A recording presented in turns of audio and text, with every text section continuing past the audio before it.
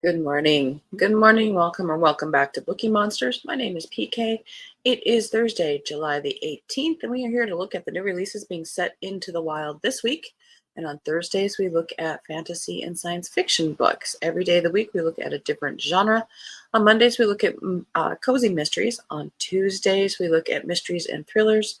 Wednesdays, we look at romance. Thursdays is fantasy and science fiction.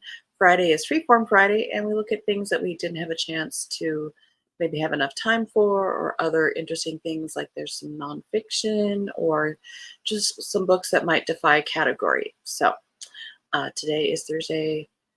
We do have sprints tonight at 6 p.m. Mountain Time, 8 p.m. Eastern. They go for 2.5 hours. Bring your own book, work on a craft, close your eyes after a day, whatever it is, it's time carved out for you. It's self-care time. And we listen to ambiance, and you do whatever it is that makes you happy. Let us jump in. Fantasy and science fiction today. Well, there is kind of a big one. Deborah Harkness released a new one in her Discovery of Witches series. The Blackbird Oracle, fifth in that series.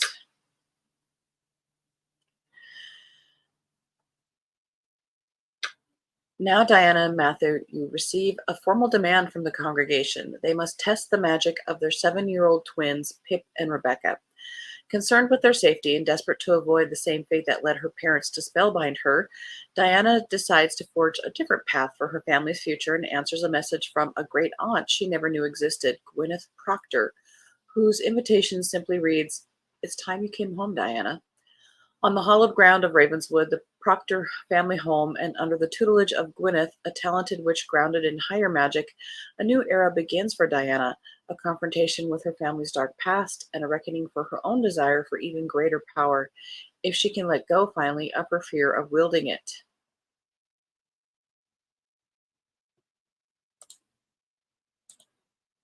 There you go. I'm having issues with my light here.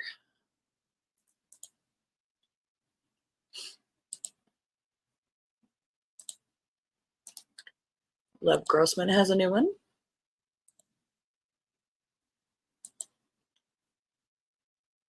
In the Arthurian canon, this is called The Bright Sword. A gifted young knight named Colum arrives at Camelot to compete for a spot on the Round Table, only to find that he's too late. The king died 2 weeks ago at the Battle of Camlan, leaving no heir, and only a handful of the knights of the Round Table survive. They aren't the heroes of legend like Lancelot or Gawain. They're the oddballs of the Round Table from the edges of the stories, like Sir Palomides, the Saracen knight, and Sir Dagonet, Arthur's fool, who was knighted as a joke. They're joined by Nimue, who was Merlin's apprentice until she turned on him and buried him under a hill. Together, this ragtag fellowship will set out to rebuild Camelot in a world that has lost its balance. But Arthur's death has revealed Britain's fault lines. God has abandoned it, and the fairies and monsters and old gods are returning, led by Arthur's half-sister Morgan Le Fay. Kingdoms are turning on each other, warlords lay siege to Camelot, and rival factions are forming around the disgraced Lancelot and the fallen Queen Guinevere. It's up to Colum and his companions to reclaim Excalibur, solve the mysteries of this ruined world, and make it whole again. But before they can restore Camelot, they'll have to learn the truth of why the lonely, brilliant King Arthur fell, and lay to rest the ghosts of his troubled family and of Britain's dark past. Now, I love me some King Arthur, but nobody can touch the movie Excalibur.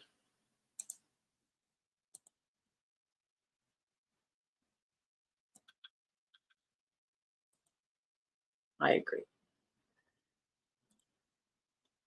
Good morning, Mary. Happy Thursday. How are you doing?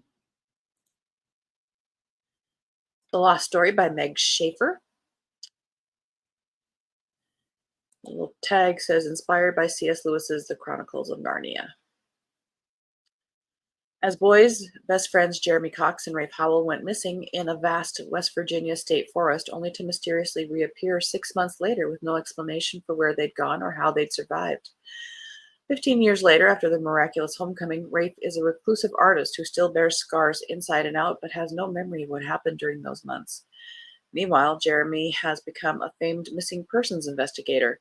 With his uncanny abilities, he is the one person who can help vet tech Emily Wendell find her sister, who vanished in the very same forest as Rafe and Jeremy. Jeremy alone knows the fantastical truth about the disappearances, for while the rest of the world was searching for them, the two missing boys were in a magical realm filled with impossible beauty and terrible danger. He believes it is there that they will find Emily's sister. However, Jeremy has kept Rafe in the dark since the return for his own inscrutable reasons. But the time for bearing secrets comes to an end as the quest for Emily's sister begins. The former Lost Boys must confront their shared past, no matter how traumatic the memories. Alongside the headstrong Emily, Rafe and Jeremy must return to the enchanted forest they called home for 6 months, for only they can get back everything and everyone they've lost. That is an interesting take. Now I'm kind of intrigued.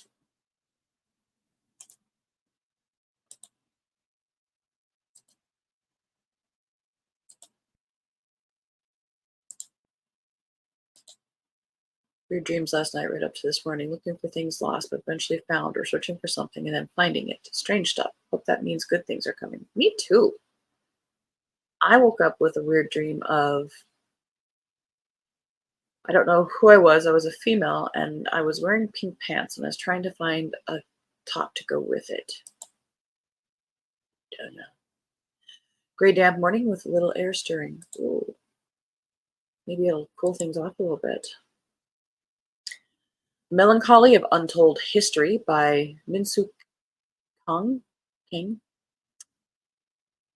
inspired by East Asian mythology. A history professor mourning his wife, his young protege's search for a path forward, four witty mountain gods with much to say and not enough time to listen, a gifted storyteller bringing a world into being out of thin air. Famous for his dispelling of the national myth, the historian, capital H, understands the power of narrative. He has inspired another young professor to search for his own truths while trying to understand the way fiction creates fact and how sometimes the path can be only understood by filling in holes with a new narrative, which is exactly what he needs when his wife passes away to parse meaning out of a world that no longer makes sense.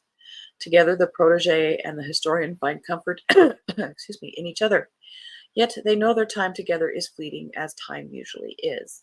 Only the gods have an abundance of time, and yet the two discover even that might not be so clear cut.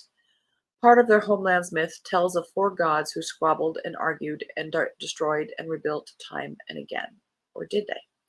Because, of course, even the gods need mouthpieces on earth, and the one the historian knows of, the elusive storyteller, capital S, may have just been spinning tales for his own amusement and ultimately revenge. By fabricating the exploits of the gods, he could have set a course for certain events to unfold and a particular story to survive today. Spanning 3,000 years and multiple voices, with tales within tales woven expertly together, this book reveals a people and its individuals who seek to confront the hardships of life through storytelling. Wow.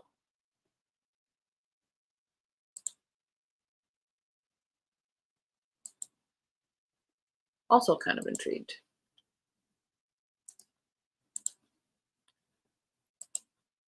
The Spice Gate by Prashanath Srivatsa.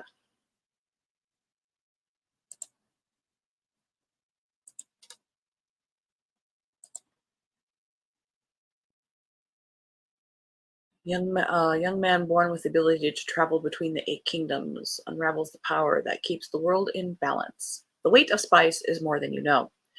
Relics of a mysterious god, the spice gates connect the 8 far-flung kingdoms, each separated by a distinct spice and only accessible by those born with a special mark. This is not a caste of distinction, though, but one of subjugation. Spice carriers suffer the lashes of their masters, the weight of the spices they bear on their backs, and the jolting pain of the gates themselves. Amir is one such spice carrier, and he dreams of escaping his fate of being a mule for the rich who gorge themselves on spices like the addicted gluttons they are. More important than relieving his own pain, though, is saving his family, especially his brother, born like him, with the unfortunate spice mark that designates him for a life of servitude. But while Amir makes his plans for freedom, something stirs in the inhospitable spaces between the kingdoms. Fate has designs of its own for Amir, and he soon finds himself drawn into a conspiracy that could disrupt the delicate dynamics of the kingdoms forever. The more Amir discovers truth and myth blurring, the more he realizes that his own schemes are insignificant compared to the machinations going on around him. Forced to chase after shadows with unlikely companions, searching for answers that he never even thought to question, Amir's simple dreams of slipping away transforms into a grand spice-gate hopping adventure. Gods, assassins, throne keepers, and slaves all have a vested interest in the spice trade, and Amir will have to decide for the first time in his life what world he wants to live in, what kind of world he wants to live in, if the world survives at all.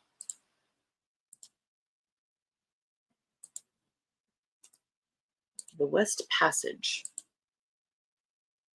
Coffee.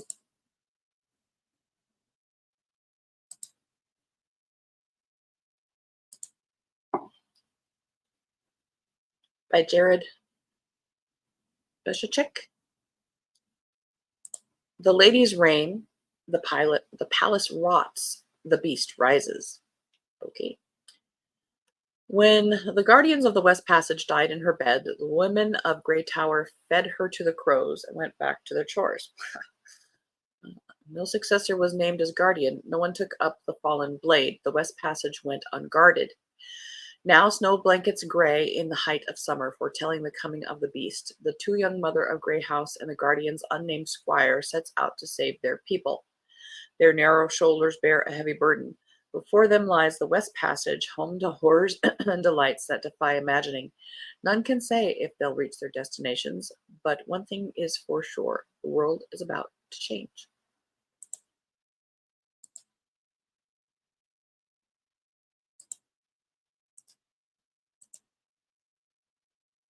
Excuse me. Apples Dipped in Gold by Scarlett St. Clair, second in the fairy tale retelling. Pretty cover. This woman has carved her name in my heart long ago, and I still bled from that open wound. She was my curse, and I wanted to be free. Orphaned at a young age, Samara has been left under the care of her three horrible brothers for many long years.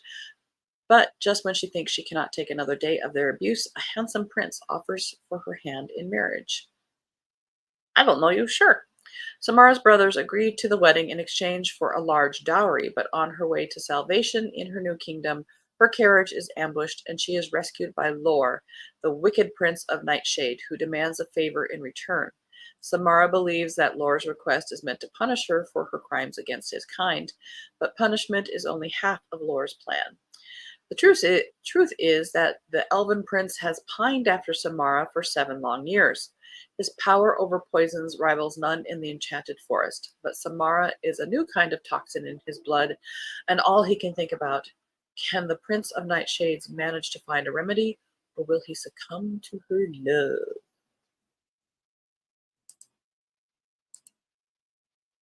Definitely romantasy.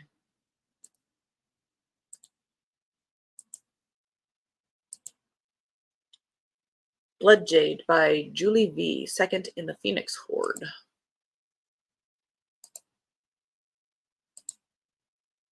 It takes a killer to catch a killer. Amiko Song, newly minted Sentinel of San Francisco, just can't catch a break. Just after she becomes the guardian for Ascension City, a murder strikes close to home. Called by the city and one of the most powerful clans to investigate, she traces the killer whose scent signature bears a haunting similarity to her mother's talent. The trail will lead her back to Tokyo, where the thread she pulls threatens to unravel her whole world and bring dark family secrets to light.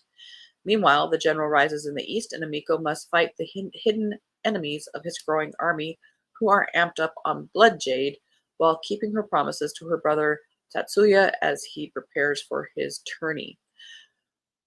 Her duties as sentinel and her loyalties collide when she must choose between hiding her deepest shame or stopping the general's relentless march.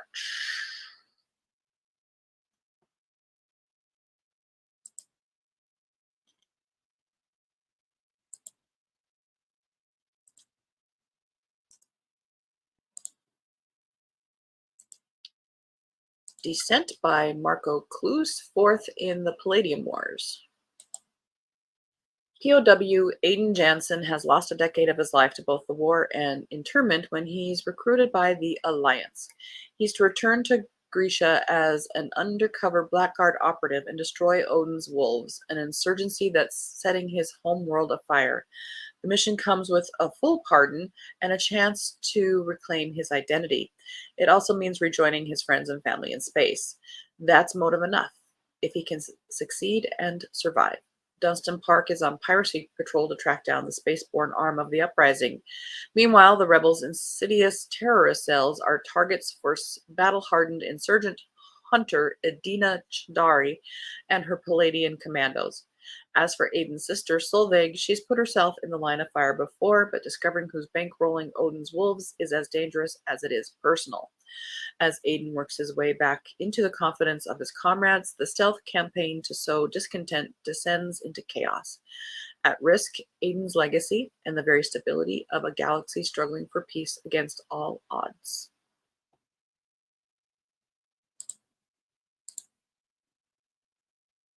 Do like me some space opera, but I've not read that. He Who Drowned the World by Shelley Parker Chan, second in the Radiant Emperor duology. So this is second and last. How much would you give to win the world?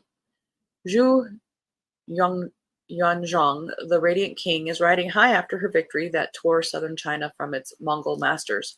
Now she burns with a new desire to seize the throne and crown herself emperor. But Zhu isn't the only one with imperial ambitions. Her neighbor in the south, the courtesan Madame Zhang, wants the throne for her husband, and she's strong enough to wipe Zhu off the map.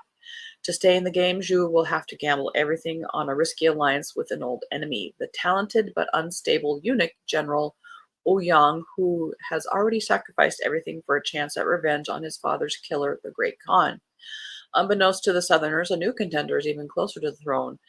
The scorned scholar Wang Baozhang has maneuvered his way into the capital, and his lethal court games threaten to bring the empire to its knees.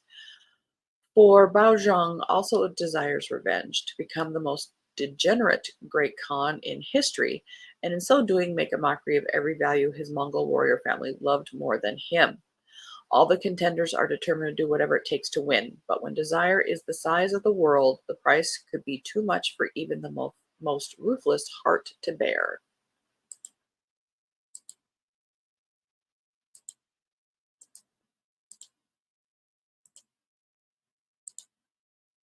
In the Belly of the Whale by Michael Flynn.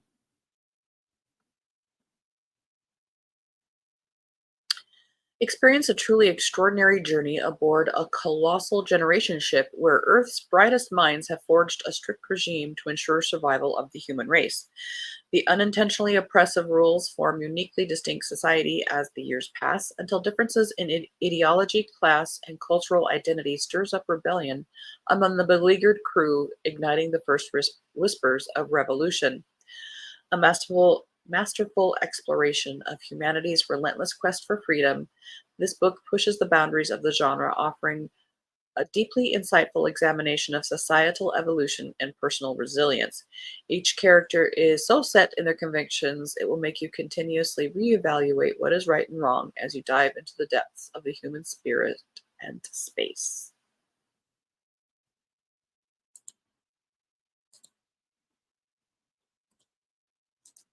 The Unfamiliar by Lilia Glass, second in the Reel of Risia. Months have passed since the old world's ended, and Elwyn has yet to find her place in the new one. Her fortunes turn when she's presented with the opportunity she didn't know she'd been waiting for, a shot at revenge against the spectral menace whose meddling doomed her closest companions. Brannon has traded a life of bloodshed for one of incense and mantras, and he regrets the decision. When forced to confront the brutes who shaped him, he becomes more volatile than ever before and seeks out a worthy target for his rage. In setting fire to his past, he might just burn down every bridge he's built since. Plagued by guilt for failing his friends and kingdom, Aiden is desperate for redemption but would settle for distraction. A chance for both arises when he's recruited for a dangerous mission involving monsters who could crush his heart with their bare hands, and a woman who could do the same with a smile.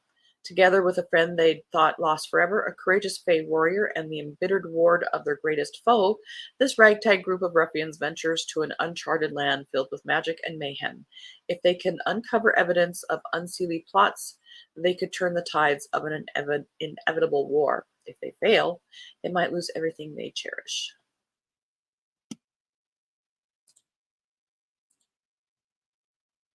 And last one, Yoke of Stars by R.B. Lemberg. This one's a short one. It's under 200 pages. In the School of Assassins, Stone Orphan waits for a first assignment. After their first kill, they will graduate and attain the coveted Cloth of Bone. But instead of a commission, Stone Orphan gets an inquisitive linguist, Ulin. Ulin has heard the orphan's star's song of despair, mirroring her own, and drawing her to the cool School of Assassins. But Ulin is far more interested in learning Stone Orphan's language than deciding whom she wishes to kill. Unable to contain their curiosity, Stone Orphan offers to exchange stories with Ulin to help her decide the fate of 3 men. By turns, Stone Orphan and Ulin narrate tales of love, suffering, exile, and self-determination, and 2 wounded souls find hope in each other through the radical art of listening. And that is all we got. That is what we have time for. Once again,